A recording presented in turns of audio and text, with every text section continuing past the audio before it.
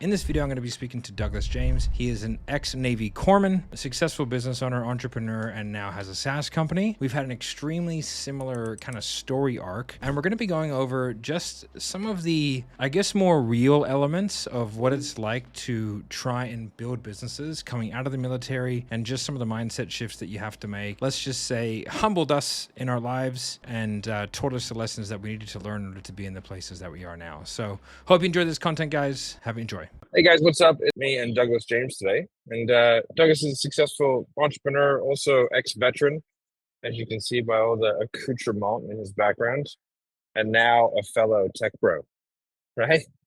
We're a heaps tech, right? Running software companies and whatnot. But yeah, give the people the intro, buddy. Yeah, Matt, it's always a pleasure to see you. Always appreciate our communications, relationship, and business and everything. Yeah, so I mean, I was been in the digital marketing game for almost going on 12 years now. Prior to that, I was, like you said, ex-military. I was in the Navy for 10 years, so I was a hospital corpsman. So got to travel all over the world, do and see amazing things. Ended up becoming specialized as a laboratory technician. So I was the guy that analyzed your blood and all the body fluids, etc. And it, that journey took me to a deployment to Papua New Guinea, Fiji, and the Philippines back in late 2014. We were like literally building schools for kids, and it was like some of the best humanitarian work I've ever done, like as a human still to date. So coming back from that deployment, I had actually made E6 on that deployment. So it takes the average person. I don't know if you're familiar with like the American military ranks, but E6. Sort of. Yeah, E6 is like a high-level supervisory active duty position. Like I can be in charge of hundreds of people. It takes the average person like 12 years to make E6. I did it in literally 5 years. So less than half the time. So that just kind of gives you an idea of like how much of a motivator I guess I was in the military. But got back from that deployment and realized, I don't think I want to be in the military for 20, 30 years. I've done all I can do. I could be a high-ranking officer, and I really just started to poke around in the online space and realized you can make a lot of money from home, if you can help people solve big problems. So yeah, so you can solve rich people problems, and you end up making more money, right? Yeah, that's it. So what was the motivator to get into the military? Before I joined the military, my 3 options was to be homeless or have my family just disown me or go to the military. Homeless or jail. So 4 options. Okay. And I can unpack that a little bit. But I was a little bit of a cheeky child. 18 or 19-year-old kid, graduated high school, started bartending in New Orleans, out till 4 or 5 a.m. every night. Nothing good happens after midnight, especially on Bourbon Street. So yeah, I really wasn't doing anything with my life. And prior to that, I had gotten in trouble. I was working for Target. I got caught shoplifting, went to jail for like 18 hours, so I kind of had like this really troubled childhood growing up where I kind of observed my dad, like, shoplift and, beat my mom, and physical verbal abuse was always in the house, even towards me and my sister. Yeah, dude, it was a really rough upbringing. I saw my dad do a lot of, he's actually clinically ill. He's like a paranoid schizophrenic. So we had some weird things go down in the house, dude. So I really didn't have order or at all, there was no functionality to it, and the military really, brought me that, and provided you a chance to structure your life and also get some authority, get some okay, go do this thing. I think that is one great thing about the military is and I think the one thing that actually makes it really hard to transition out is that you're told what to do a lot, and so when you get out, I think people are they flounder a lot. You know what I mean? And so I find a lot of people struggle with that. It was the part of the military that I struggled with the most was being told what to do. Yeah, same. I was not a fan of it. I knew that I wasn't going to be a lifer. It's kind of funny, actually. We have totally different reasons for joining. I had the opposite. I had a fantastic upbringing, great parents. and I was actually like kind of terrified that I was just a massive pussy. And I was like, I wonder what happens if something bad happens to me. I was like, I didn't feel like I had the mechanisms to be able to like handle it, and or at least I just didn't know. Yeah. And so I wanted to do like, what's the hardest thing I could do? And so I was like, I don't know, join the military. And it was kind of like, you were like a high level sniper, like, right? Like, I mean, yeah. Well, I sort of saw, like, for me, I saw like I saw this magazine photo or whatever it was, right? And it was a guy like on top of a building wearing all black with an MP5, like kind of roping off a building. And I was like, oh, and I like went into the recruit and I was like, who's this guy? And they go, that's a tag sniper. And I was like, I'll be that. yeah. And they're like, wow, like there's a bit of things in between. And I was like, all right, well, and the guy laid it out. And he goes, you gotta do this and this and this and this and this. And I was like, okay, I'll do that. And he was like, all right, sign here. He's got quotas, right? He was like, whatever, idiot. Yeah. Yeah. And so, but he laid it out for me and I was like, okay. And I just kind of had that written down and I was like, okay, I do this, then I do this, then I do this. And I just kind of like went through and ticked the boxes. Yeah. I was like, sweet. So, but yeah, and then, special operations and all that kind of stuff. But it was fun and I got to learn who I was. And I think that was the goal for me. Yeah. And I think I was never going to be a lifer, but I think the military teaches you a lot of good stuff. I think that, especially these days, a lot of these floundering young men and women would do very well having someone tell them what to do and have a regimented life for a couple of years. I think it would tremendously benefit them because a lot of these kids are floundering. Yeah, it's crazy where life takes you. Like, so real quick, similar story. When I joined the military, I joined to actually be an information system technician. I actually knew like what I wanted to do. Like you saw the guy rappelling down the building. You're like, that looks cool. Yeah. I grew up kind of homebodied and I've escaped through video games and computers, right? And movies and TV. Like that was kind of my thing. I was sheltered in a sense. So when I joined, I was like, I want to do computer stuff. So information system technician is what I signed up for. But when I got to like the moment of truth, it's like 8-9 days into boot camp. And they're like, there's this big chief that's like, dude, if you ever stole, smoked pot, did drugs, we're going to find out, went to jail. You might as well just tell us now. And back then, I told you I went to jail for like 18 hours when I was 17 because I stole. My recruiter was like, hey, we've expunged this from your record. If anyone asks, just don't bring it up. It's cool. You don't need to bring it up. But dude, I was so scared. I'm like this 18-year-old kid. I'm like, dang, this big buff chief is going to kick me out the military. And so I'm like, you know what? It's expunged. It's off my record. I'm just going to mention it. So you go into in order to be IT, I had to have like a top secret security clearance, right? Because I'm looking at, data. And the first question in the interview with the interviewer, he's like, have you ever went to jail? I'm like, damn, right out the gate. I'm like, yeah, stole from Target, 18 years old, got expunged, my recruiter taking care of it. He like slams the file. Sorry, you're gonna have to pick a different job. You don't qualify for the security clearance. I'm like, damn. So like, what do I do? So I called my mom and dad. I'm crying, call my grandma. Mom's like, stay there. Granny's like, come home. So I have like doctors, and a lot of pharmacists on my mom's side. So I end up going the medical route. That's why I chose Corman. And I'm so glad I did, dude. Literally brought me to where I'm at now. So yeah. So I actually went down the medical line as well. So they have like a thing called it's a patrol advanced first aider. So like it's like the highest non-medic qualification that non core medic that you can get. Mm-hmm. And like snipers brought that in when I was there because like obviously we were out by ourselves a lot. You know what I mean? And so we got to work in hospitals. Like it was all life-saving. So arterial tie-offs, like amputations and like surgical airways and like all that kind of like really like the 7 or 8 core life-saving severe trauma type stuff. And then we did prescribe medications, deliver babies, all the kind of like weird stuff that you would have to do like in random situations. But it was a great course. I went for a few months and then we got to work in hospitals and I got to do tons of cool medical stuff. I worked in the hospitals, like in between gigs, I would go and then work in the hospital and like in Taran in Afghanistan and like, assist in like all the trauma surgeries. And I loved it, man. Cause I was in university to be a doctor when I left. So, and then when I got out, I thought about actually going back to that. But then I was like, I don't know if I want to be like 40 years old finishing university.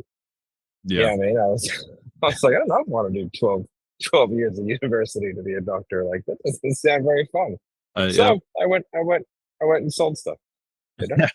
Yep. But yeah, but run us through, like, so now you've gone through the high ticket space, and now you've got LeadFi. So break us down, like, what's LeadFi? Yeah. So thanks for asking. LeadFi is a SaaS product that we created over a year ago now.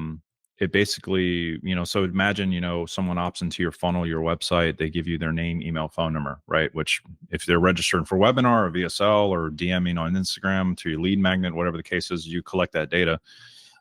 So we have patented and proprietary technology that basically takes the name, email, phone, identifies their true identity, and then we extract and identify their address, their current address, their date of birth, even their social security number, as well as a lot of other data. But we do that because we want to figure out what their true financial capability is. So we have direct integrations with the top credit bureaus like Experian, TransUnion, Equifax, and we just do a soft credit pull in real time. And now we pull their credit report. And what a lot of people don't know is, like, obviously soft pulling is not new, right? You go buy a house, a car, apply for a credit card, they're going to soft pull your credit. You're going to need to supply your address and date of birth. We don't need that because of our patented technology that acquires that data. So, and for us to do the soft pull, you have to meet a 98% plus validation to prove that that person exists. And then we do the soft pull, right? So, yeah, and then we just deliver that data back to our clients in real time to their CRM, and it includes, like, all their credit, their income, how much money they can spend on their cards, their debt to income ratio. We even underwrite for pre-approvals for funding and financing as well. So that's what we do, and we just inject it into the marketing and sales process to create more efficiency in ROAS. That's a good spiel, man. You nailed that. You said that a few times. I've said that probably 12,000 times at this point. yeah, I was gonna say, you absolutely nailed it. So why did you start it? Yeah, so going back to my story a little bit, right? Get out the military. Well, 5 years before I get out the military, I started a lead gen agency. So now I'm working with brick and mortar businesses, helping them get customers from Facebook ads, making my annual salary on the monthly basis after like 6 months, right? A lot of veterans are like, dude, active duty, dude, how are you making money? How are you showing up in a $200,000 Mercedes? I wasn't quiet about it either. I was active duty, making at one point multiple six figures a month, because I had about 4.5 years before I could get out the military, because I had my contract, right? So that got me into coaching and consulting, right? So I started to teach active duty and veterans how to do lead generation for local businesses and charge a fee for it. And that was wildly successful. Fast forward to many years later, it served over 15,000 customers. We did, with my consulting agency as well, combined over 100 million in revenue, and we spent 30 million on ads, right? And then in a short period of time in there, about 2-year time bracket in there, I ran a YouTube ads agency for some of the top people you probably know in the industry. Not going to name names, but that was short-lived. COVID, they all shifted their budget, so I went all in on the coaching and consulting. But about the last 6 months of running that business, we're spending like $1 million a month on ads, doing top line $3 million a month, right? Everything's cruising, making a lot of money. Got over 100 people on payroll. But in the last 6 months, something happened, man. Like, conversion, it stopped converting. That whole time I couldn't look at my P&L month to month, because I knew 2 months were going to be in the red, and we would always have that third month where it's explosive in the green, and it made the quarter look good. We didn't know if it was going to be the first month of the quarter or the last month. We were just like crossing our fingers, right? Because with high ticket, right, we were selling 5K up to 55K. So, the buying cycle is sometimes up to 2 or even 3 months at times, right? Because people got to go talk to their fucking everyone they know before they move forward, or go raise the capital, right? Or whatever the reason. So, but the last 6 months I experienced 2 quarters in the red. And mind you, I have payroll, ad cost, $1 million a month, right? All the things, personal expenses, my rent, taking care of my family, end up losing almost 8 figures in total cash. It sucked. And then in that process, we were optimizing campaigns ad campaigns based off applications. So, you know, you have an application before the book a call. Hey, what do you do for a living? What's your income? What's your available, you know, capital right now? Dude, so we found out that how many people lie on that stuff? You know, either Oh, or almost all of them. I've never ever my entire sales career looked at the applications because I never saw any relevance between what they wrote down and what reality was. yeah.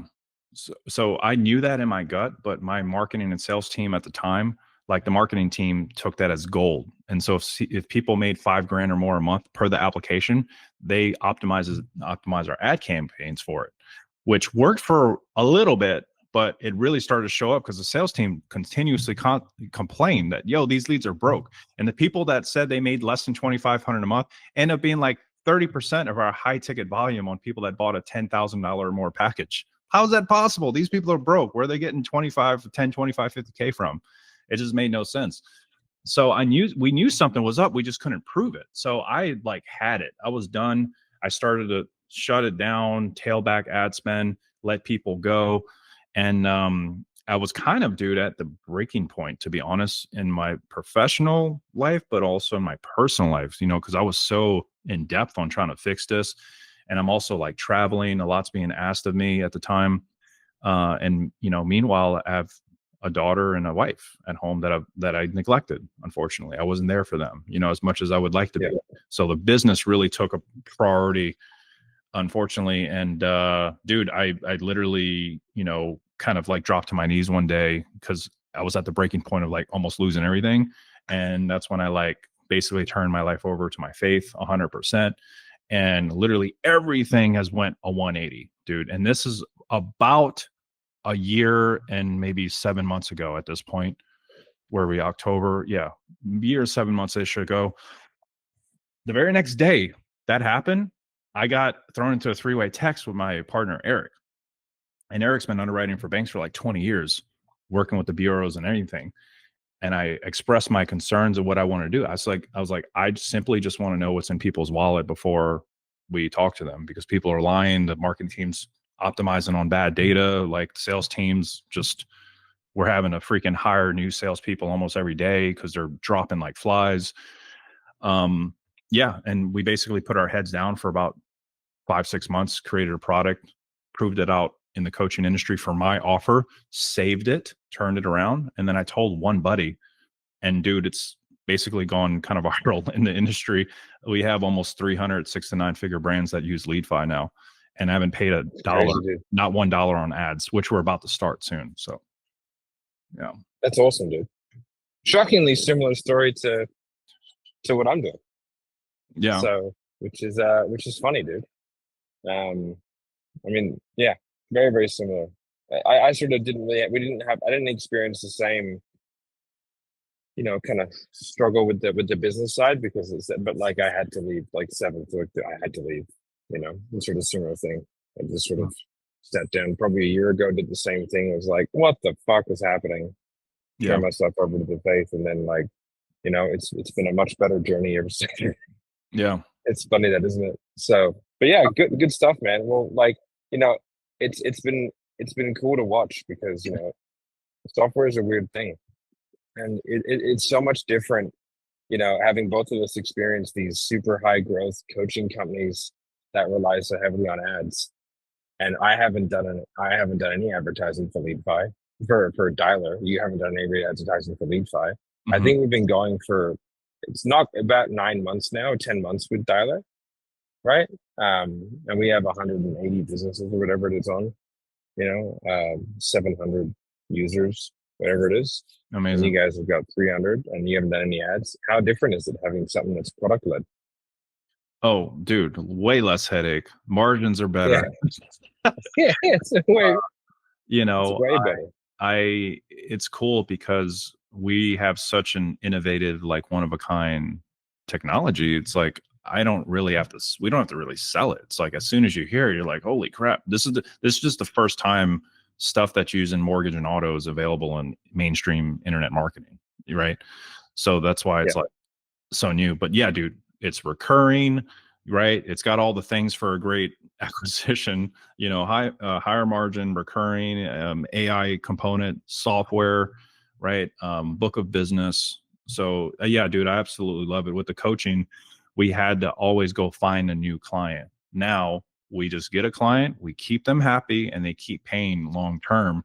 And then the more clients we get, it just builds that book of business higher and higher and higher, right? Whereas it was completely opposite before. We just had to keep finding more and more customers month after month. That's how we scaled our revenue. Unless we could bolt on like media buying services or like events and masterminds, which is all great to have, but dude, time consuming, lots of risk too in the coaching info space, as you know. Like, I don't even want to say any letter agencies right now, but I'm talking about, it sucks, and so even if you're like pristine, I know the best marketers in the world right now that are running the cleanest businesses, and they still get in trouble, and it still costs $1 million, right? You can't do it right. It's impossible. Yeah, it's just you cannot tick all the boxes. You know what I mean? And then you bring into it's a chaotic industry, and I think like it's obviously being witch hunted a bit at the moment, and I think like all these huge actors that are, like done some pretty raucous things just drew so much attention to it. And now it's like you just can't hide on social media, and it's crazy. But yeah, and so like what's the best, like what's a client avatar for you? Like who's someone who should reach out to LeadFi? Yeah, I mean, I would probably say 70-80% of our customer base right now are all like coaches or info product owners, or even marketing and sales agencies as well. Consultants, they all use our product. And I've actually very, well communicated to that audience, because I came from that world, like started an agency, started the coaching info because I was actually successful in the agency, and then started to consult. Right. So, but dude, the other, 30-ish% are people that are credit card stacking, doing funding, SBA loans, tax and revenue based loans, stuff like that. They sell life insurance. So one thing I didn't mention is we can also pull someone's assets. So if you want to know for the first time ever, you can know their actual net worth. So like if you want, let's say you have a real estate, stuff like that.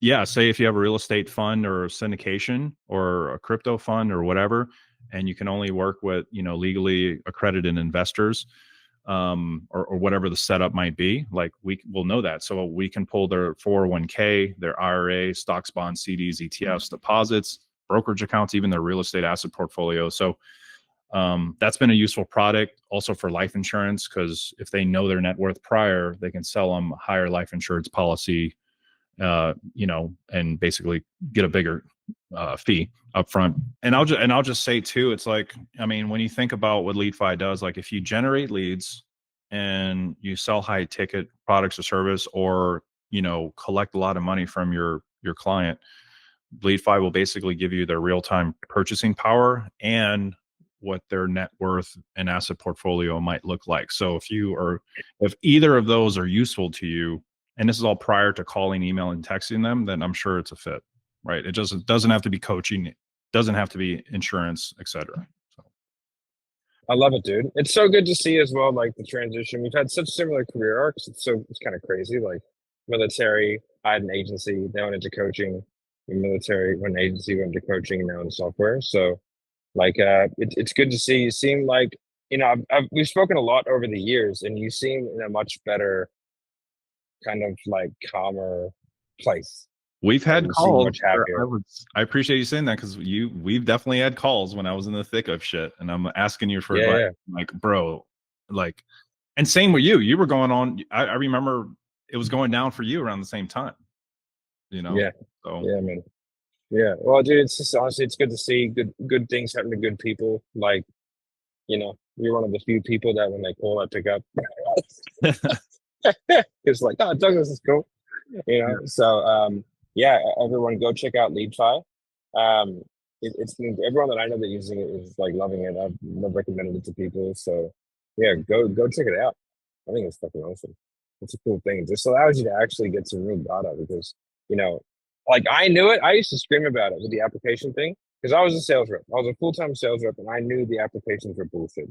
And I used to say to all the marketers, the applications mean nothing. Don't listen to them. Like, just go off the sales data. Don't go off the application. See what happens. And everyone was like, nah, man.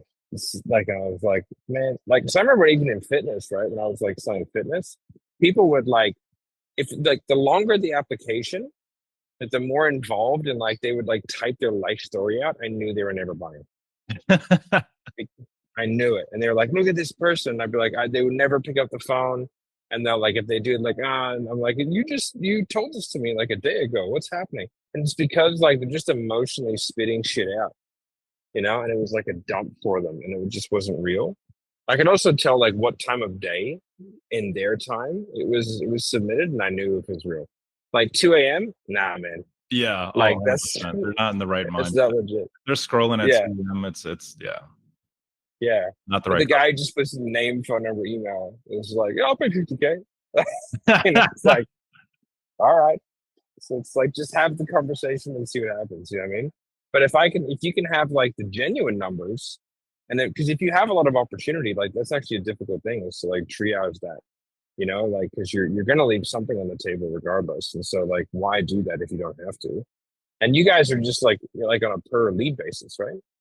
Yeah, we just charge per lead. You know, obviously in the beginning you have to get a license set up, and we set it up in your CRM and everything. But yeah, it's just a per lead. Yeah. You know, you just pay for what you use, right? It's a beautiful model, man. Yeah. I love it. And what Is a plan to, are you gonna stick around? Are you gonna exit? What are you gonna do? Dude, every time I think I'm gonna exit, 2 months, 3 months goes by and our valuation doubles. So, you know, like we'll see. You know, right now I just love what I do. I love servicing this community. You know, it'll, you know, before I would do consulting, right? I mentioned I had a consulting agency, and we were doing what a lot of people do, you know, to improve lead quality, to get more qualified people booked. Dude, I see so many ads from people. They're like, if you want more qualified leads, dude, if you're not using LeadFi and you're promoting that, you're basically lying to people. Like, what are you talking about? More qualified leads? Like, what are you using, dude? And so I mean, that goes into like another thing I'll just explain. Like, data providing isn't new. Like, you can go scrape people's IP address. You can go pull public records. There's websites you can use that gives you survey data, and you could punch those in the algorithms and try to estimate and guess what someone's credit and income is. It's not what we do at all, right? Like, we do an actual soft credit pull. So it's super unique when you just have name, email, phone. And then one of the common things that we see too is like, we've actually had to spend a lot of time educating people around credit score, because people don't know that there's different type of scores, right? You open up your Experian account, your Chase or American Express, and you'll see your credit score, be like, oh, my credit score is, 780. Okay, great. What kind of score is that? There's two. There's Vantage and FICO. We'll do another one of these, I think, because I think we can go pretty deep into it. I think it's super interesting. Yeah, awesome, man. Well, we'll catch up again soon. Go check out Douglas. We'll link all of this stuff in the details in the comments below, and we'll have a link to go and get LeadFi. And yeah, it's good stuff, man. I'm sure it's glad that you're doing well, dude. It's fucking good to see. Likewise, bro. All right, bye.